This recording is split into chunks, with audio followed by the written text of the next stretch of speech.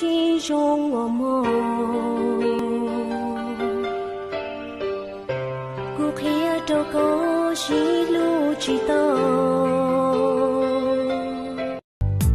Ở thiên cao từ mùa xưa, vì do có lu mê chế ya, vì nên mong từ nên đi xia.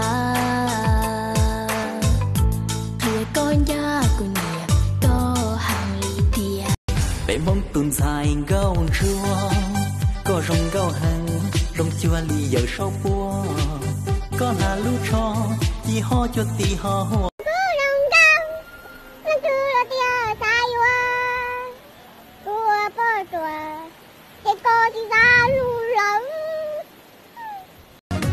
Trò của tu đã chi tứ tàng đi cho có lời xa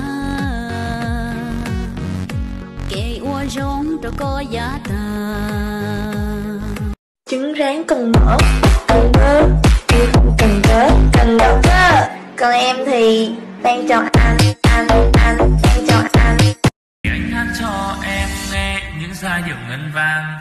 Vài tầng nắng phiêu du theo làn phấn hồng mềm, là công chúa hay nàng là tiên nữ trong tranh, gió cuốn mây mang theo tình ta đến nơi. Làm gì có ai mãi là một con vịt xấu xí đâu.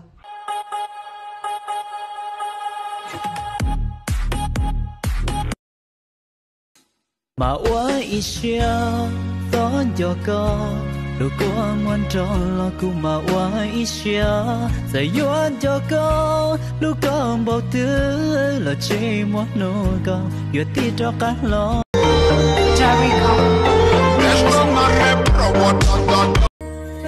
Sai cao không nhạc khó thứ ta giải yuan sông cao ua lúa ua chào cu lúa xia nhỏ chi.